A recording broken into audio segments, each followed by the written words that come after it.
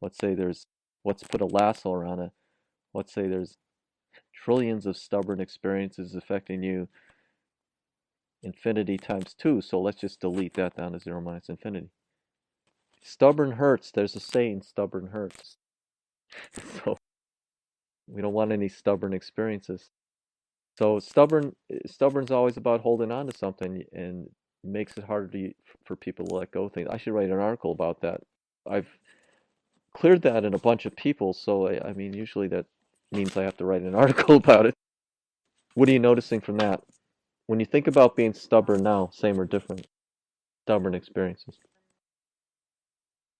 But you want to be, it's not that you can't do it. That's another imprint. You want to be neutral, that you could be either way. You can hold on, not hold on, let go, not let go. You want the two extremes to be even. You don't want to say you prefer one or the other. It's okay to hold on, but it's got to be okay to not hold on too at the same amount.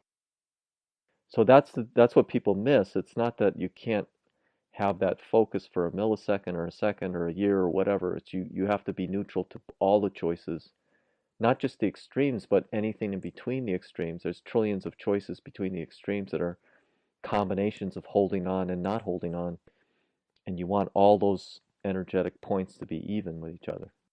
That's all it really is. It's not a preference. It's not a don't do this. It's a evenness.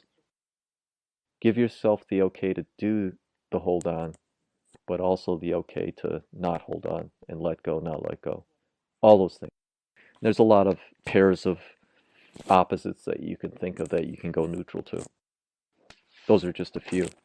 Most common ones, let's say. I'm trying to see. I just rewrote this thing too. I added a couple more perception blocks. I was gonna. Where the hell is it? I renamed it to called Perception Clearing 16 Common Blocks is what the actual title is, but it's on my main page. Discernment. The strong and weak part, a lot of times we're blocked by the fact that we can't compare two things. When you're comparing two things, you have to accept one and reject the other. What's the weakest one? Physical, non-physical. Well, you got to accept one, reject the other. A lot of people can't either have an issue with accepting, rejecting, or the fact that you're comparing two things could go weak. You don't like comparison. Like you get compared to a sister or whatever, comparing how you work or whatever. Well, if you have a real weakness to comparing, you're going to have a tremendous trouble discerning strong and weak. And a lot of people say, well, I never can get it, and they go on do Reiki or something. It's like, well, no, you just had to clear discernment. So you can have no issue and have neutrality about comparing, accepting, and rejecting. That's how you find a weakness. Yeah, compare, accept, reject. Compare, not compare. Accept, not accept. Reject, not reject. So you have experience of rejecting others that bothers you, and not accepting others that bothers you. So let's just delete all those experiences of doing that down to 0 minus infinity, all the effects on you. So you want to be neutral about that too. I mean, you don't want to keep doing it, but I mean, if it bothers you that you did it, it's going to be hard for you to reject the thing that is not weak. The thing that's strong is what you got to reject. Well, you're going to miss that if you can't reject things. And if you have some issue with rejection, that's going to block your ability to reject things, to get a good answer, to get a really clear, strong and weak answer. So let's get rid of any sentimental sadness about that, to have no sentiments about losing something. To strengthen this and change your energy, we don't have any sentiments about not being the same as you were a minute ago. Let's just delete all the sentiments. What are you noticing after that? You still sad, I mean. Same or different. So you won't have any sentiments about, and sentiments is about holding on too. It's another way to hold on. So we want to strengthen you so you don't have any sentiments about letting go of anything. When you strengthen it, something's going to change. You don't want to be holding on to something in the past. That's a sentiment. That's what we call a sentiment. And sentimental sadness is what he uses the most as a term. People have a sentimental sadness when you take it away from them. When you strengthen something so that it goes away, people have sentimental sadness because something got taken away. Now, sometimes people have sentimental anger. When you take something away from someone, some people are sad, some people are angry, some people are frustrated. So it's not always sentimental sadness. It could be sentimental anger. But clear that for you. Time element. Let's make it all. Let's clear all the time elements down to this moment. You have some hour weaknesses. You got to wait a few hours for something. So, you ever say that? Wait a few hours? Is that in your vocabulary? Okay, so you have hour. If you go through the time elements, you go from never down to this moment. If this is the 3 week chiropractor story I gave you. You get cleared by the Reiki person, but you don't notice it because it's 3 weeks hasn't gone by. So you have an hour weakness, so let's just clear the hours down to this moment. Make sure they're all strong. The idea is that you want all the time elements you can think of, months, days, years, and you usually count down to days, hours, minutes, seconds, this moment. Well, then you did have an hour weakness. See, that's why hours one week. So let's just get rid of that. Those whole experiences about our weaknesses. This is an interesting one. So I'm going to write about this anonymously, but that's a good one. I never thought about watching the clock. Distorted perception. I'm just going to go through these actually one at a time. So let's just clear them all generally, strengthen and delete the effects, and then clear them all generally. And then we're going to go through them as they go weak. So you don't like it when other people are fighting too. So this goes into the, husband and wife thing too. But how others perceive each other seems to bother you too. So let's just clear that one as a perception block. So there's many different ways your perception, your judgment can be distorted. How you perceive yourself, how you perceive others, how others perceive you, how others perceive each other, looking at two other people outside yourself, that kind of thing. There's 8 different ones there, but reverse perceptions is an important one. If you do this work, someone gets worse. This is why you want to read these perception articles, because a lot of times people will feel bad about getting better.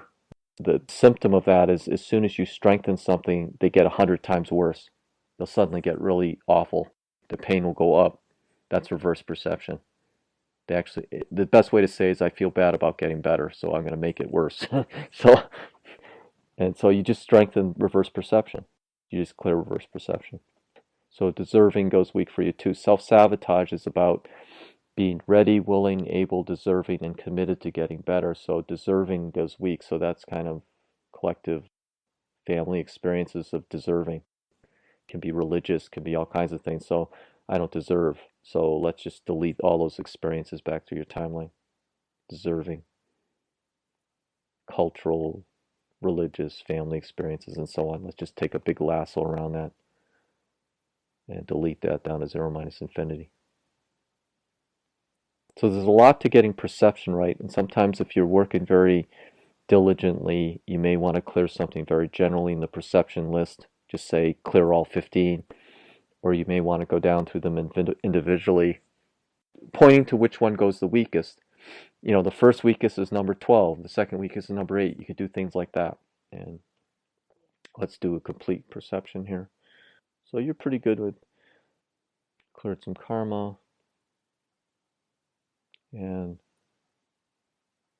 let's clear some opposites too. So when you have some situation and the solution is the opposite of what you think, you can imagine scenarios of clearing something and finding, boy, I thought it was that and it was just the opposite. You could imagine how many times that can happen in someone's experience. So let's clear your whole family for the opposites of something that you've thought, believed, expected, imagined, were taught, told, learned, read, experienced. So opposite of what you'd experienced. So the truth, meaning the thing that really will shift you, was the opposite of what you thought it was, believed, expected, imagined. So let's take the number of opposites. We're going to put a lasso around the profile. Let's say of your whole family, there's millions of opposites affecting you 1,000,000%. So let's take those 2 down to 0 minus infinity. And let's just strengthen everyone to that clearing. That's a really powerful one because there's so much in our lives that we get 180 degrees backwards. All the time, physical, non-physical. We get that backwards right off the bat. So that's an opposite. So, all right, so what are you noticing from some of this clearing? This is actually a very good clearing for you perception-wise because you're going to be able to do this work so much better. But a lot of the articles go through these things, but to do them in the right order, I changed my website, my Now Energetics website. On the left side has Yuen Method Basics. It kind of gives you the top 6 articles you should be reading. Before I didn't do that because I didn't have time to teach anymore. That's why I may want to do Facebook Live or YouTube or podcasts or something like that to do a little bit more live stuff because otherwise people have to dig through my 25 articles and say, well, what are the really important ones? Well, finally I put them on the front page, Yuen Method Basics, I call them, and there's 6 of them there. So, and those are generally, know where to start, know how to discern strong and weak, clearing perception blocks, numerical profiling are very important. See how big something is, the lasso, before you delete it. And if you've deleted it and the person doesn't notice the change, what perception block do I need to clear so they notice or that I notice? Again, it's simple, but some of this, you have to get enough of this in your field. And I think those 6 articles, within reason, there's some other articles I've written too. The session Money and Abundance is a good one. There's one on practitioner blocks. Let me just see. One of the practitioner blocks, it's kind of like, what do they call it? Back through 500,000 years ago, serfdom kind of experiences, or I would say shaman experiences. The shaman in an Indian tribe, he wasn't like the richest guy there. He was the guy that had to beg for turnips and things, even though he was healing people, he had no money. Well, there's kind of this notion that if you're a healer, you have to have this vow of poverty or some Jesus notion or something. The guy walked around in sandals. Well, I don't know. He could have manifested money if he wanted to. He just chose not to, right? So, but I mean, there's this notion of poverty related to healing, and we need to separate those two. So here's a combination weakness. Healing and money don't go together, or assisting, or whatever you want to call it. So let's just separate those two strongly. We don't want to combine those two together, go weak. See, when we look at strong and weakness, there's something called combined weakness too, where either one of those are strong on their own. Let's say, what did I say? Money and healing. Let's say each one of those you're strong to and neutral to on their own. As soon as I put them together, if they go weak, that's a combination weakness. When they're separate, they're fine. So put things together in your head sometimes. You'll go through and you say, I'm checking item 1 and 2 and they're strong. But you put 1 and 2 together and they go weak, like healing and money. So you want them strong when they're together and you want them strong separately, both ways. You want them strong separately or together. If you have 3 things, it's a little more complicated, or 4 or 5, because now you have combinations of 3, combinations of 2, combinations of 1. If it's 3 things, you want all of those strong and you want them all strong separately. So if you have 3 things, each individual one is strong separately. If you bring them together in any combination, A and B, B and C, A, B and C, I'm just giving you an example. And you don't have to know and talk through it. You just say all combinations of 3, combinations of 2, combinations of 1, or individual, right? That type of thing. And it's another way to strengthen things. Combination weaknesses are missed by a lot of practitioners because they don't get taught. Again, this is old stuff, but it's important to know whether 2 things together go weak. Could be 2 people together go weak. Individually, they're strong. That type of thing. So it's a very abstract thing, but if it goes weak, you need to separate them strongly together. You have to be strong, and separately they have to be strong. So these are all, I consider them basic things, but they're not taught an awful lot. Combination weakness. I'm going to write that down. I haven't written anything about that. That's an old one. That's an old one.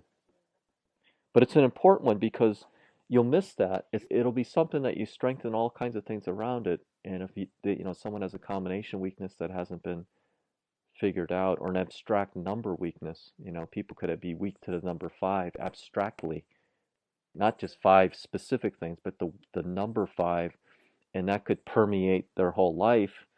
And if you're trying to clear pentagons of things in Yuen Method, they're not going to, you'll say, well, the 5, I just strengthened that pentagon, it's still weak. You check it again, it's weak. You check it again, it's weak. Well, they have a more abstract problem with 5s. You got to clear that first before the pentagon will stay strong. It'll go strong for a second, then go weak because they have a 5 weakness. So it could be something as abstract as that because of something in their past, something in their spiritual experience that made 5 significant to them, or 4. Just something about the family, they never had more than 5 or so, whatever. I mean, you can go back and intuit a story if you needed to, but you may not need to do that. You could just say it's an ancestral thing. It's not your experience, but it's an ancestral thing about fives. Let's just clear it and then see if the pentagons that you strengthen stay strong, as an example. And if you think of five again and it's not weak anymore, there's your answer right there that you've cleared the five weakness, as an example. Something as abstract as that with numbers, I don't talk about that much. I don't think I've written about that, but it's another type of somewhat perception block. If I clear a triad and you can't hold that clearing because you have a three weakness, it's somewhat of a block. It's not quite a perception block, but it's a block, and you may not notice a shift for more than, 2 minutes, and then it'll roll back, as an example. So these are all kind of cool things, and as you do more of the work, I'll write about a few of these. The big thing is that people get sidetracked in their lives and they stop doing the work. People don't always, they want to logically think things sometimes, and it's all energy. It's all about the energy. I wrote an article, it's only about the energy. It took me about 10 years to figure out, yep, he's right. It's just, that's why he sounds like a broken record. I would say when something isn't clearing, most people think they want to go deeper. And when I say deeper, to mean more complicated. It must be more complicated than whatever I cleared, and that's what I missed. It's a concept I don't understand. No, it's the opposite. Usually it's something simpler than what you just did, like the three problem. It's not the 55,000 triads that you cleared, it's the fact the person has a three problem. It's the simpler thing that is blocking them. And so I always tell people go simpler. This method will trick you, just like if you have your thinking into another method you've learned, you'll still have that thinking that you have to get more complicated when things don't shift. In other words, the strong and weak part tells you everything you need to know. You don't need to get more complicated than that. We need more people writing about it, teaching about it, Facebook living it. I think there are some people that do some decent work, but sometimes the sessions bring out, and I think this is why when Cam used to do live teaching, the sessions, the things that come up sometimes are the best teachers. You hit so many things that if I wrote down what you should learn first, what you should learn, it's not doesn't mean anything to you. But if you have live people in a room, 20, 30 people in a room, the things that you go over, the variety of things that you can learn about profiling, about abstract numbers, all these things that we just talked about, they don't come up unless you're in a live session. I feel like I give my best answers to questions when I'm live. If I had to sit down and write it on a piece of paper, I'd probably write it completely different. But if I have to do it live, some of the audio snippets on my website came from live sessions from people that I was forced to answer a question live, and I think I answered it better than if I had thought about it for 2 weeks. That's just the way it is.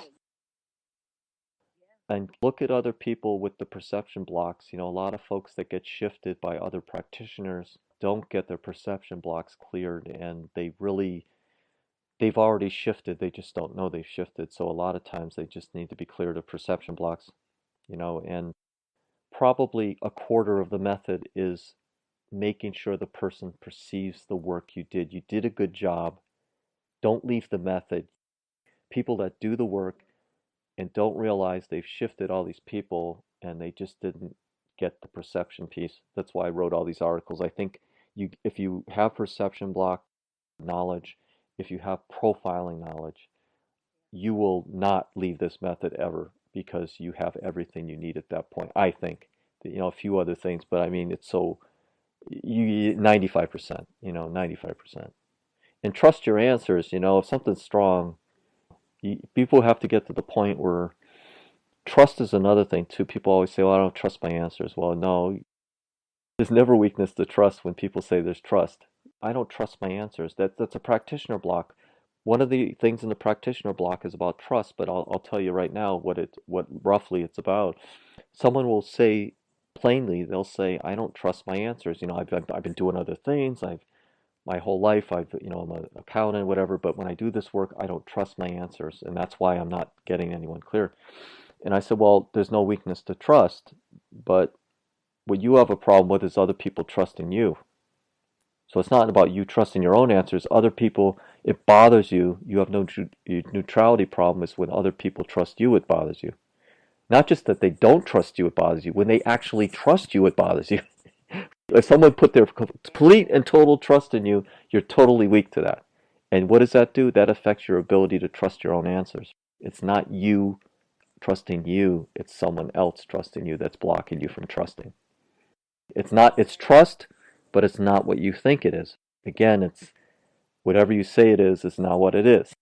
But it could be a shade of what it is. Trust was involved, but it wasn't you trusting yourself. It was someone else trusting you. And it wasn't someone else distrusting you. It was someone completely trusting you that weakened you. The opposite of what you would think, even when you found the weakness of another person trusting you is the weakness, it's not them not trusting you, it's them trusting you that would weaken you. You have the trust issue too. If people completely trust you, you're totally weak to that. If they don't trust you, if they never trust you ever, you're totally strong to that. But if they trust you, you're weak to that. So let's strengthen all those, let's say, descendant experiences actually back to your timeline. Descendant trust experiences, if they trust you completely, babies got to trust you completely, don't they? So your descendants are giving you that. So you have some experiences where that trust was an issue of some kind. So let's just delete those experiences back to your timeline of trust. Someone completely trusting you. So there'd be no issue with neutrality about trusting someone completely trusting you. So now you have no block because it's okay for someone to completely trust you when you work on them. So every answer that comes, there's no block. Every answer comes is right. Right? So there's no issue with trust.